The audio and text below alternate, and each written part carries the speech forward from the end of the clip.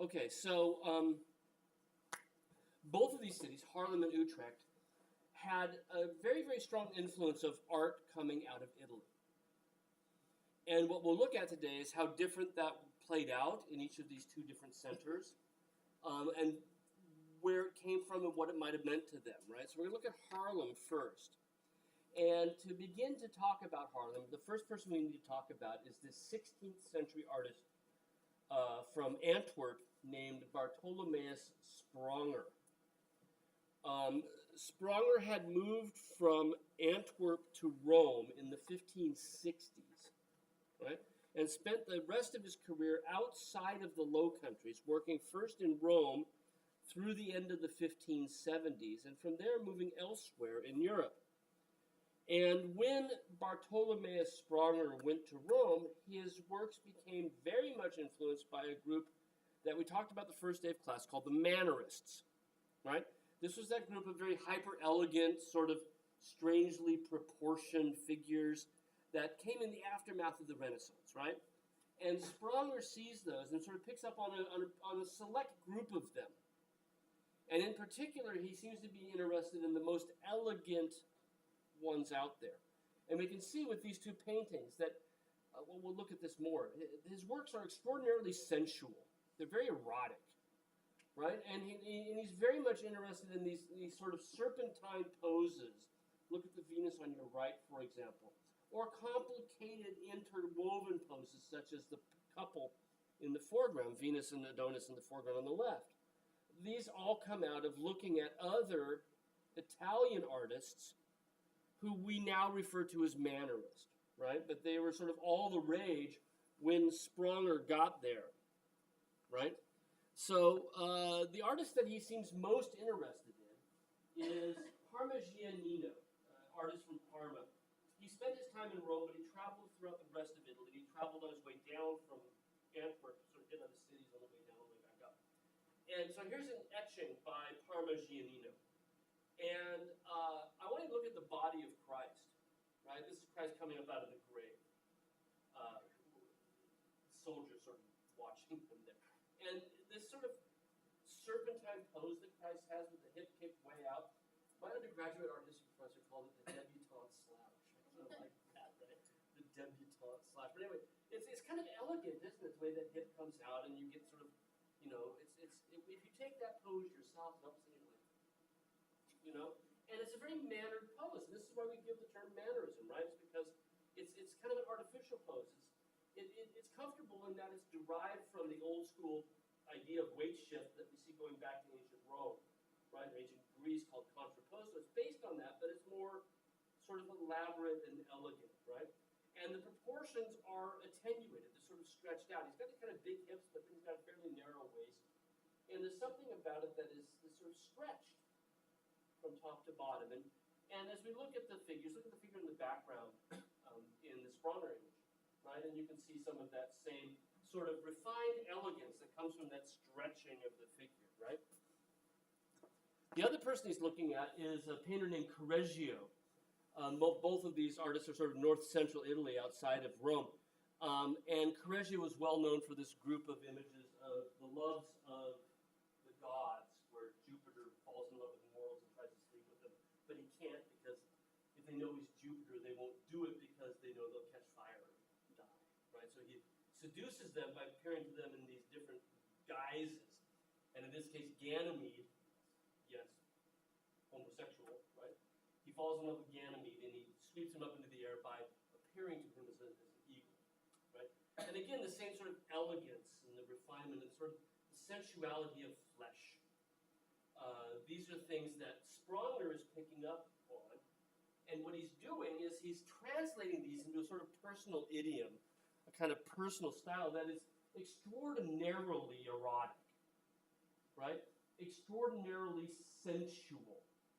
These appeal to your sense of touch, and they deal with themes that are themselves as erotic as the figures that appear in them, right? And they're always about gods having sex, right? Not always, but a significant number of them, right, are about gods having sex.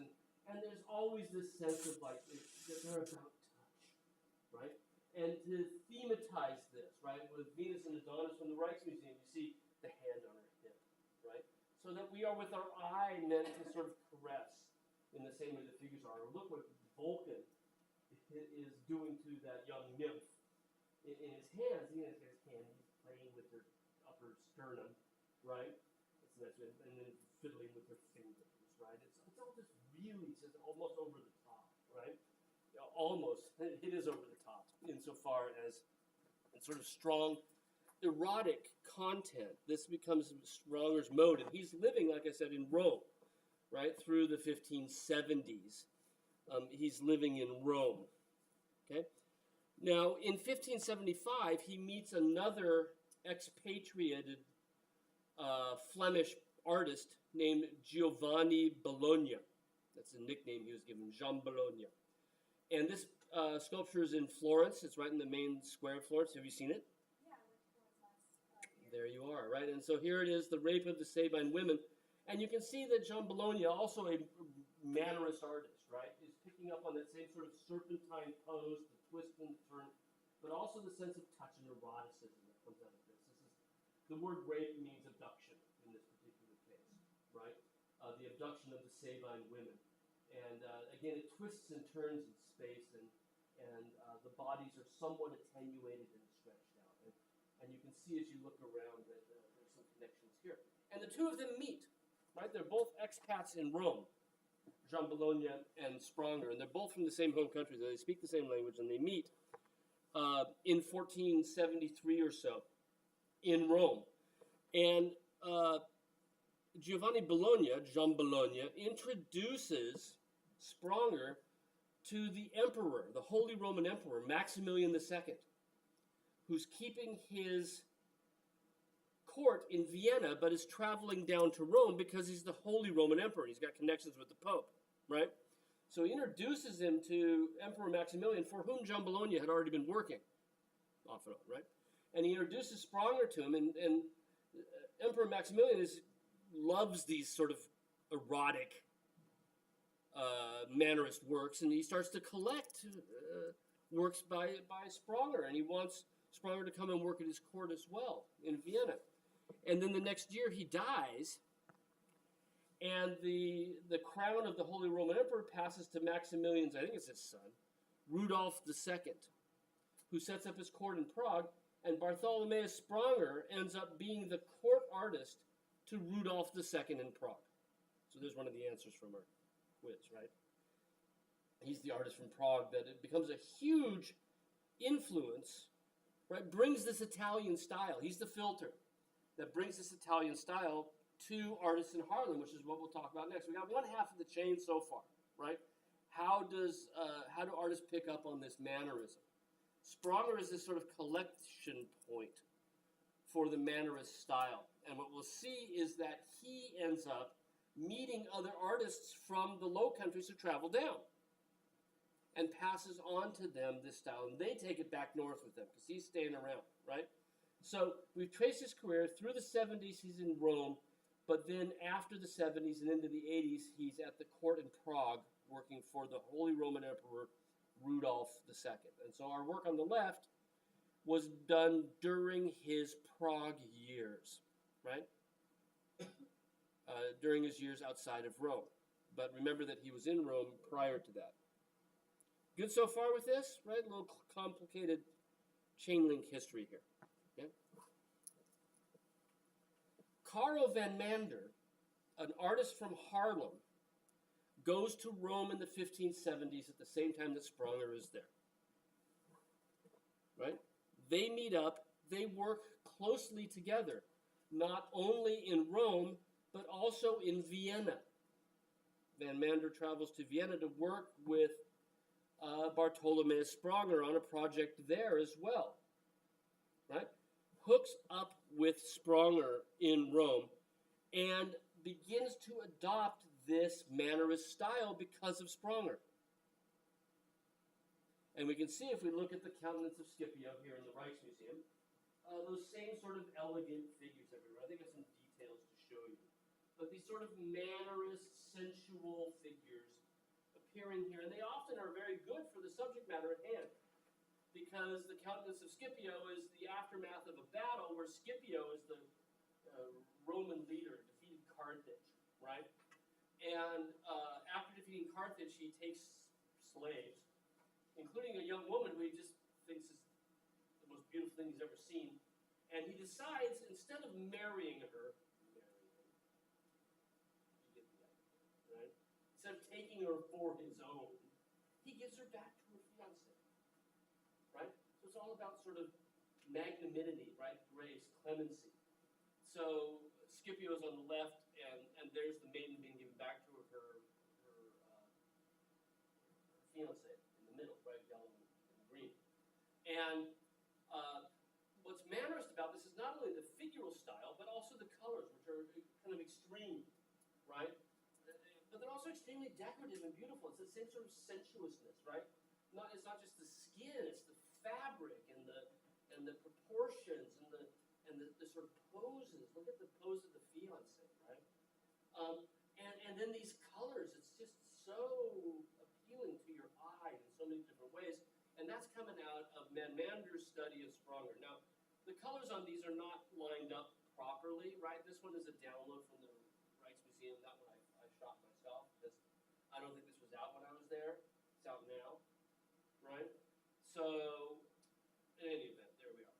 So Van Mander meets Spronger in Rome, 1573, right? He moves back to Haarlem, and he takes this style with him. And through Van Mander, who not only sort of adopts the style himself, but brings back drawings as well, he turns on other artists in Haarlem to this extraordinarily popular now, eroticized Mannerist style, right?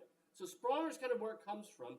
Van Mander is a transition point. He brings it back to the Low Countries. He brings it back to the city of Haarlem where he's working, right?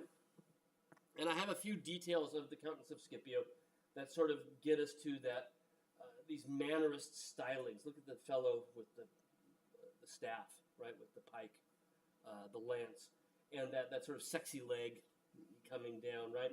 And again, that extreme contrapposto pose that we saw with Parmigianino's Christ coming out of the grave is here as well, right? Unnecessary nudity. You know, this is the gratuitous topless shot that gets you the R rating that you want so people will come to see your movie, right? But it's not necessary for the story, although it adds to the undercurrent of eroticism. That's part of the story. It's not something that's textually necessary, right?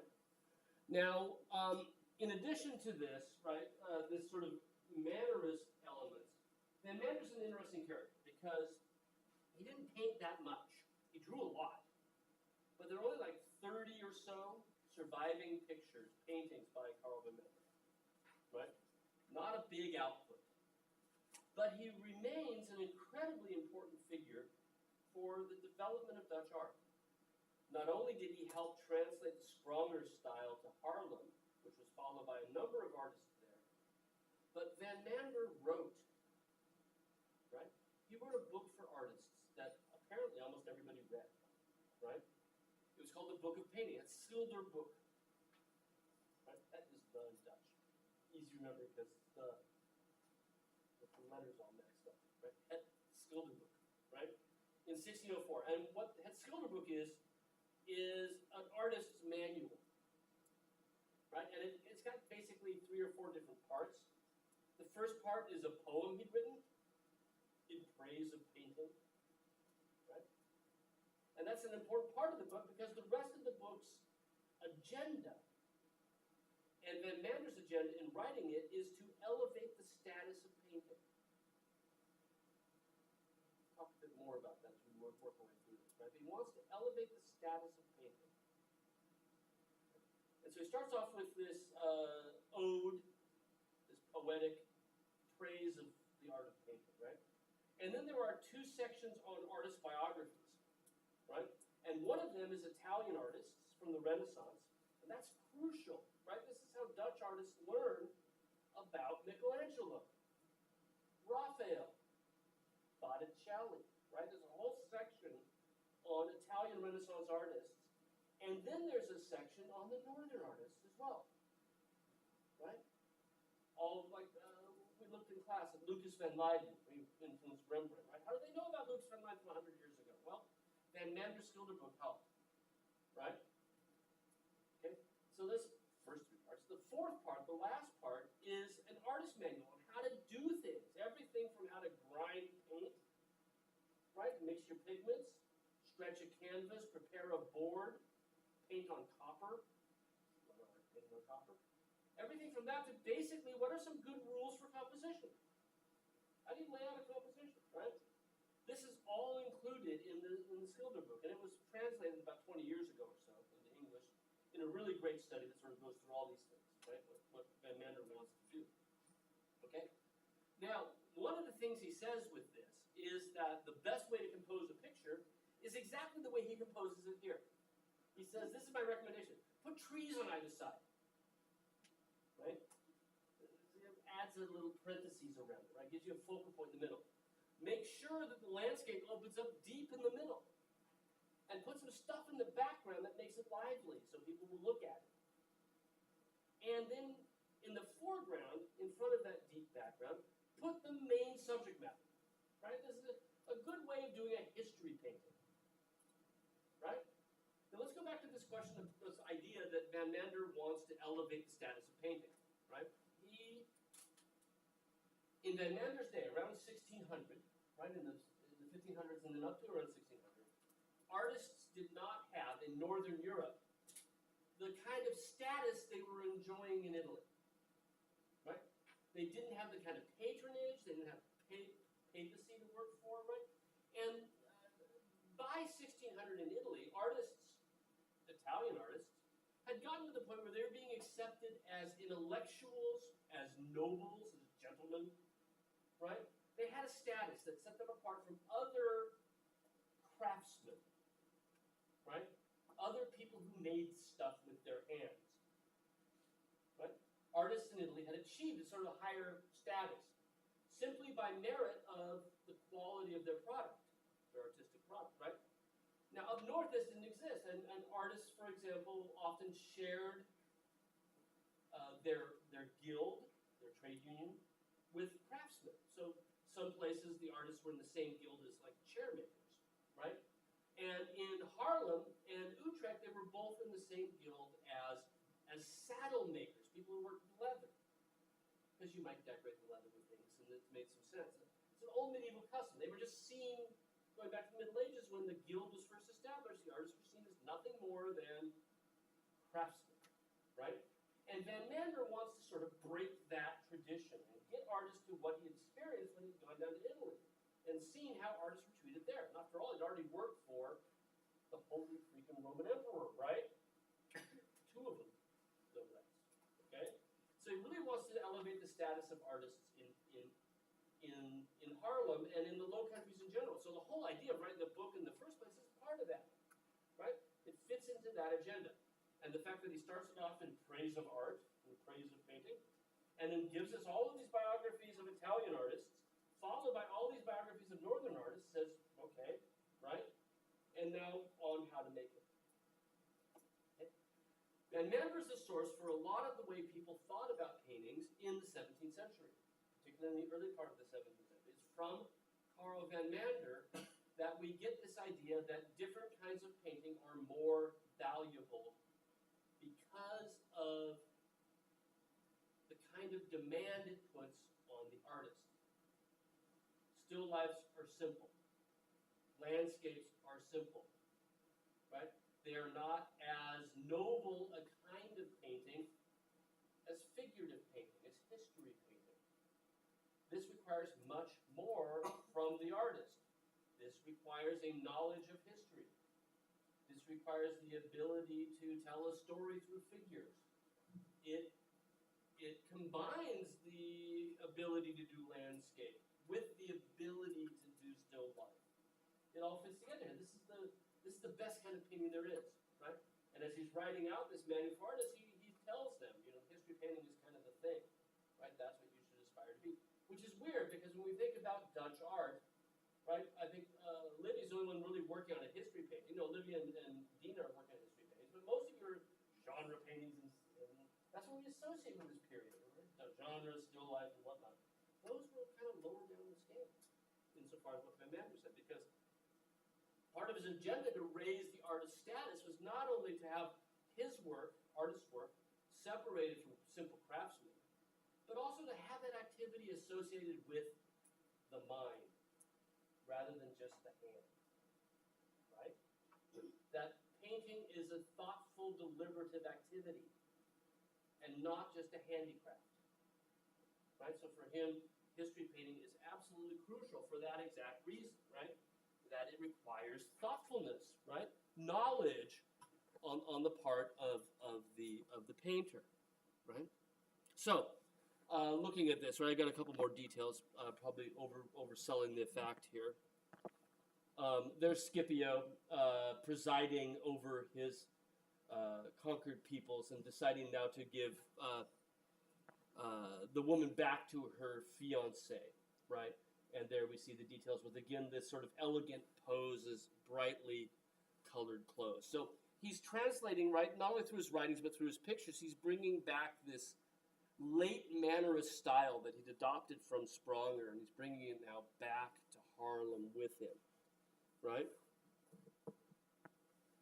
In Haarlem, when he gets back, right, in the 1580s, he pairs up with two other artists who are working there. It's a relatively small town, and the three brightest lights, if you will, the three sort of star painters in town, Van Mander, Cornelis van Haarlem, and a third one, Goltzius, who we'll look at next, right?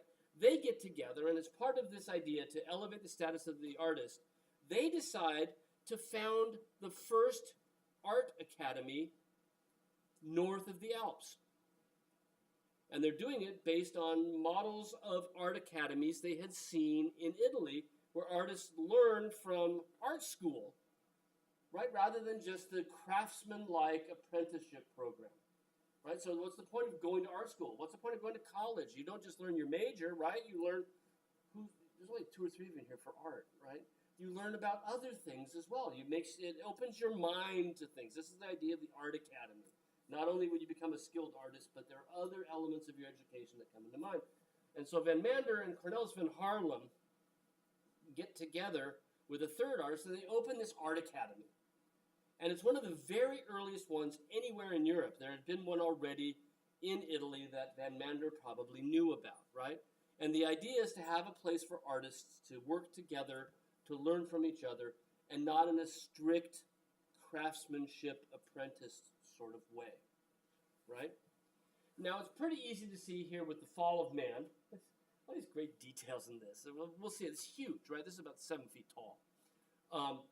When we get to the Rijksmuseum, we'll look at it more closely at some of the details here. But I just love this. This is Adam and Eve right at the moment of the fall. So the snake is there. The snake turns into a human body, right, that's trying to get Eve to eat the apple, and she's already picked it. I don't think she's chewed it yet, but she's handing it off to Adam, right? And Adam's got this beautiful blonde hair, right? A lot of people suggest that Adam's fall came from vanity, right? And the snake kind of looks like him. So that kind of fits within that. But I just love all these cute details, like the monkey and the cat snuggling in the foreground, right? This great dog in the background on the left, and a fox directly behind it. And is that a bear? Yeah, a very well-drawn bear, I think, all points considered, given how bad some animals look at this particular point. And then we see Adam and Eve sort of before the fall in the background, where Adam, I think this is where God commands Adam to go name the animals. And he said, okay, Eve, look, there's a sheep, right? And these are geese. And it's typical in the background to sort of have scenes that develop the imagery, right? But I think you can tell from looking that the body of Eve, and notice how she's so much more pale than Adam is, because he works outside and she stays in, right? Although there's no in Eden, but still, right? And it could be a certain realism out of the models that they were using for these, that there would be men are more likely to have ruddier skin than women were at the time.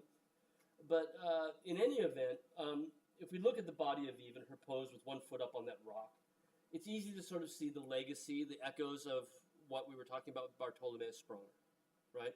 That sort of sensual elegance to the figure. And I brought Spronger back, right?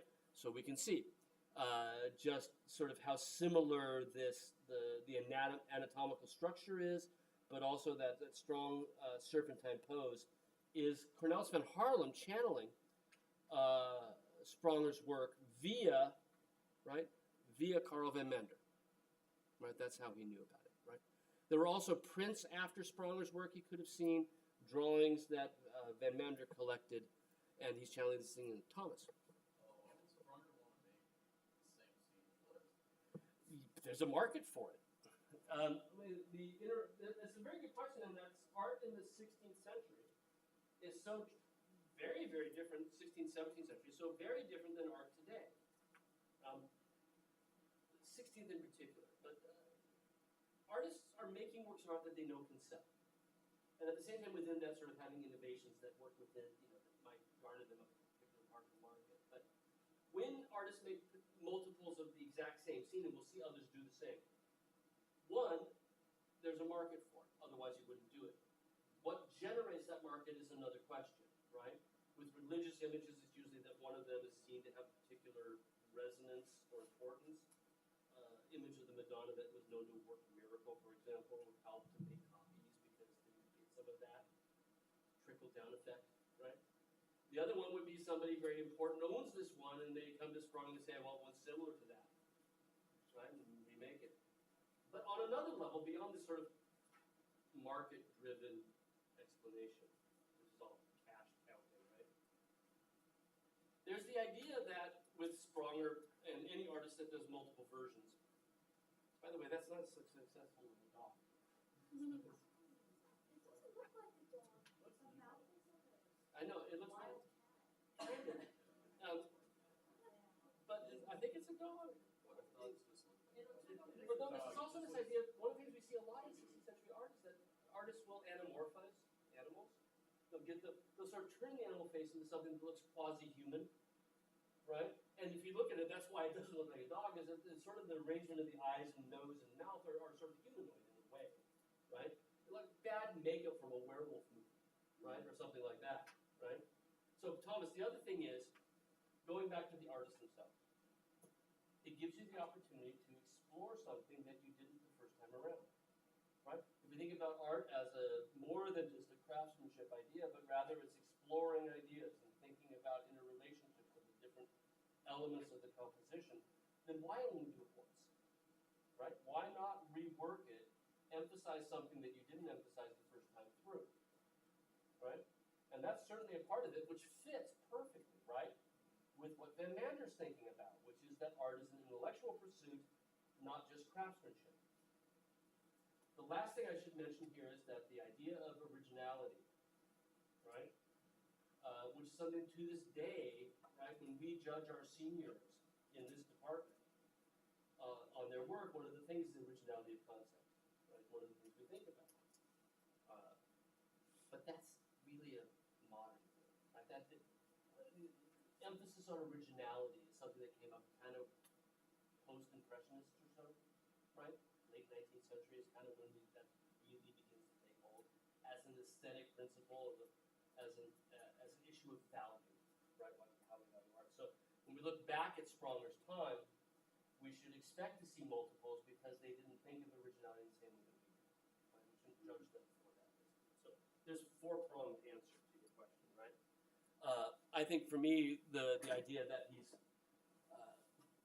investigating things differently each time is for me the strongest answer of them all. Now, he's not just looking at Spronger, right? That's come through Van Mander. But remember that Van Mander's book mentioned not only Italian Renaissance artists, which would include the Mannerists, right? But also talked about the legacy of Northern art, right? Northern European, Netherlandish art. And Van Haarlem, Cornelis is looking at those as well. Here are two paintings by Jan Gassart, who was in Antwerp. And this is the legacy of Northern art. And you can see to a certain degree that there's little bits of these kind of furrowing their way into his composition as well. I love that Nepean Amphitrite. What a great bathing suit, huh? A conch shell. Just not so much covering his stuff, right? But you can see the poses here and the sort of anatomies are also working their way in. And that what Cornelis van Haarlem is doing is he's sort of assimilating these different influences. And that's exactly what Van Mander did in his book as well. To Thomas's question about why do the same thing twice, I think this illustrates it really well. So we're lucky that we had this. It's almost like I read your mind, 2 hours ago, and I put these slides together. But here are two works now, one in Haarlem in the Frans Hals Museum, and one in the Rijksmuseum that have exactly the same scene. This is the Massacre of the Innocents. So this is when, the Magi, right? They come visit Jesus, right? And was it on the way there or on the way out? They meet some of Herod's soldiers, and they ask, what are you doing? Oh, we're coming to see the newborn king, right? And they report back to Herod. They said, what newborn king? I'm king, right? And he orders all of the 2-year-old male children to be murdered, with the idea that he doesn't want somebody usurping his authority, usurping his power, right? So the Massacre of the Innocents is the henchmen of King Herod being dispatched to kill all the 2-year-olds, hoping that it'll sweep up Christ with the net, right? Of course, angel warns the Holy Family, right? Warns Joseph and Mary, and they get on a donkey and they go off to Egypt, right? To avoid all of this, okay? Okay, so in each of these now we have the death of the innocent children being ordered by Herod. And even though the overall dimensions are different, you can see great similarities. And how what Van Haarlem is doing, what Cornelis van Haarlem is doing, right, is he's using this as an opportunity to explore the human form. And each one of them is just crowded with these very contorted, elegant, idealized, and also somewhat awkward sometimes anatomies, right? Left-hand picture, man with the red turban, right? The man with the red top hat. It has that sort of twist and turn in space it's almost as if Cornelis van Haarlem is showing off what he can do, right? How good he is with the human figure, that these become showpieces of his ability to work with the human form. And you also see certain figures that you can tell are based on the same drawing, right? Or at least the same study. The guy in the foreground with his butt, right? In each of them, in pretty much the same place, just kind of reversed in its imagery. And that idea that he's just showing off the human form and his ability with, look at these two guys here as well.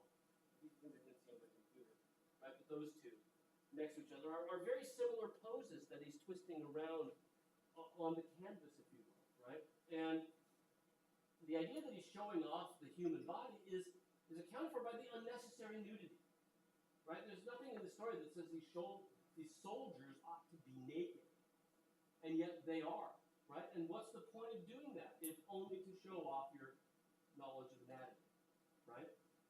Each one of them opens up to a totally naked figure in the background, right? Much more unashamedly naked than the foreground figures, who are covered up because their naughty bits would be bigger, right? But in the background, it's a little bit more safe, and each one of them is, killing kids in the background, right in the center. And what's fascinating about Cornelis van Haarlem is, unlike Van Mander, there aren't trees, but there is this idea of framing elements on the side that opens up to a distant landscape in the middle, right? And then there's some recommendations on how to do composition, right? So why do it twice? Because you get to explore things differently, right? And also, patron might ask for it too, right? And certainly with pictures like this, of this scale, these are huge, right? This is about 7 feet across the base.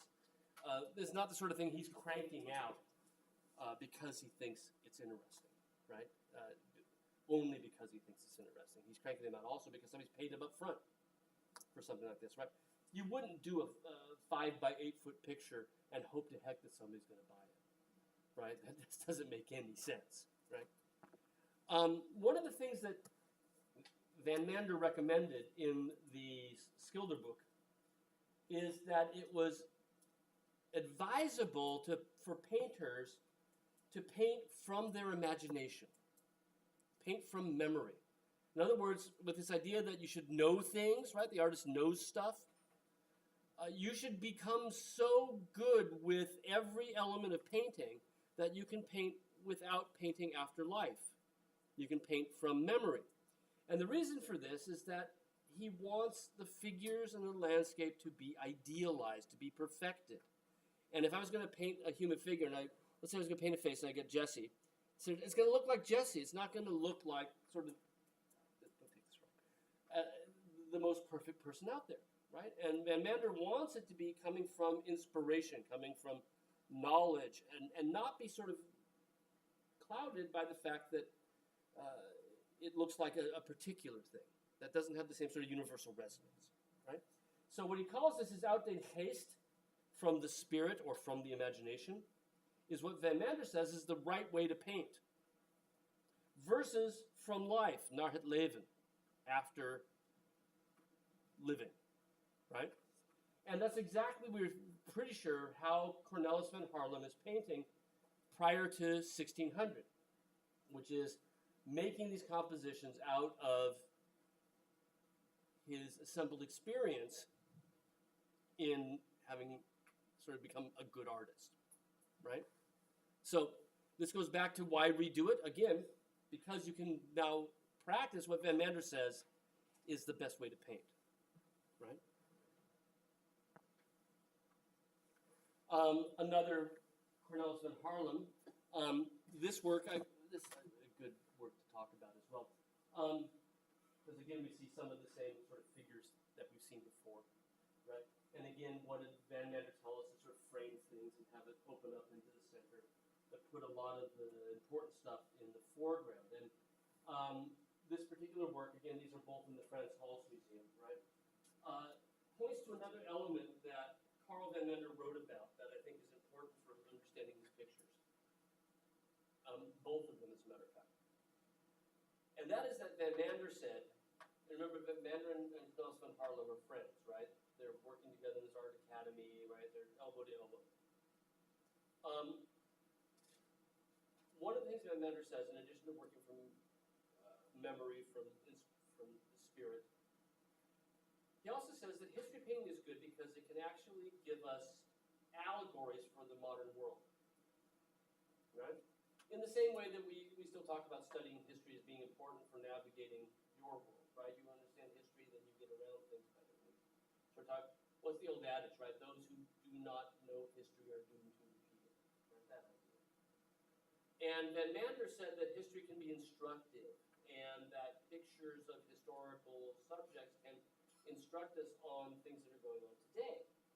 Well, Van Haarlem, Cornelis van Haarlem, and Van Mander are both working in Haarlem during the 80 Years' War. Right? It had broken out in 1568. Right? Haarlem is far enough south that it was right on the front lines for quite a while.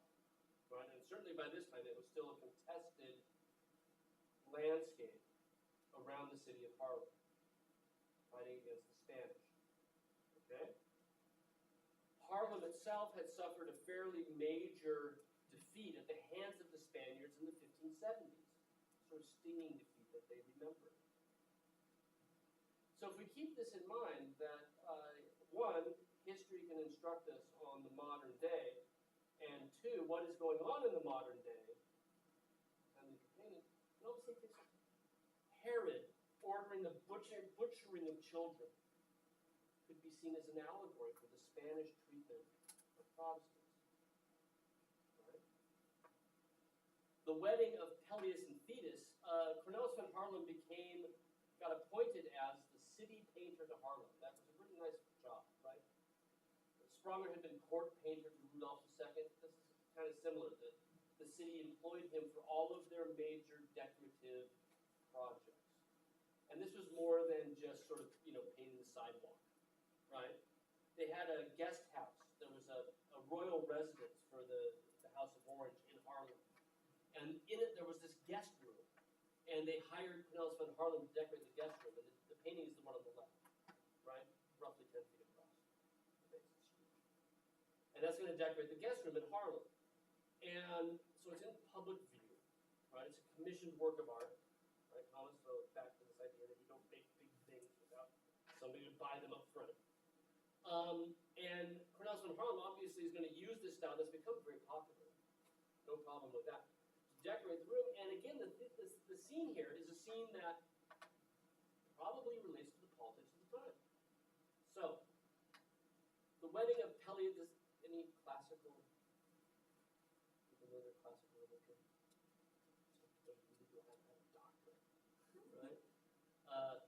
Peleus and Thetis? No?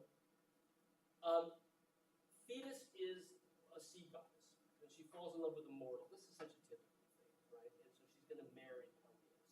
They have this huge wedding celebration, and because Thetis is a goddess, she invites all the gods to join them for the wedding. And what do you suppose the gods do at the wedding? They just get ripped, right? Drunk as heck, and that's what we see happening in the foreground, right? The one with his back to us, who looks like our child killer here in the foreground, on the right, that's Vulcan, who kept the fire of the gods, right? And he's polishing it off, right? He's making sure there's nothing dry in there. To his left, and I think I have a detail of that, is Pan. You can see his pointed ears, the forest god, and you can also see his panpipe down there by the foot of Vulcan. And you can see he's getting it on, right? He's got something grabbed tight there, right? But everywhere we look, there's a guy on the right who's pouring wine for the woman on the. Look at the pose of the woman with the red around her legs. It's obvious it's you, right? This is meant to be eroticism for you as well. It's not pornography, but dancing close, to that idea. Okay, so what happens at the wedding, right, is Thetis invites all the gods, and as you can see, it's an attractive place to be, except for the goddess of discord. Right? There's a goddess who governs, disharmony. Her name is Eris, Eris, like Eric with an S, right? And she doesn't invite her. She wants it to be a happy occasion, right? So you don't invite the goddess of discord because things will go wrong, okay? Well, Eris shows up anyway. And she decides she's going to mess this joint up. And so what she does is she produces this, magically produces this golden apple, right? And on the apple is an inscription. It's not it's gold, right? And there's an inscription on the apple that says, "To be given to the fairest among you." And she drops it, right, at the party, and it takes off. And Zeus gets the apple, and he goes, "Oh, interesting, it says to be given to, let's have a contest. We're going to give the apple to the fairest of the goddesses." And he finds this shepherd nearby, Paris, gives him the apple and says, "You figure it out. I'm not making this call. Right? You figure out who's the fairest of the goddesses." And this is the judgment of Paris. So Paris has this apple, and each of the goddesses is going to come to him and present him with something, and he's going to choose which of them is the best, right? He ends up choosing Venus, right? Because she says, as the goddess of love, wisdom, Juno says, I give you all the brains in the world, right? Minerva says power? Hera says power, right? And then the third one is Juno's wisdom, right? Brains, power, and love, right? And he chooses love, right? And the one who chooses love says, it's Venus, and she says, "I'll give you Helen of Troy, the most beautiful." She says, "I'll let you have the most beautiful person in the world." She doesn't say who it is, right?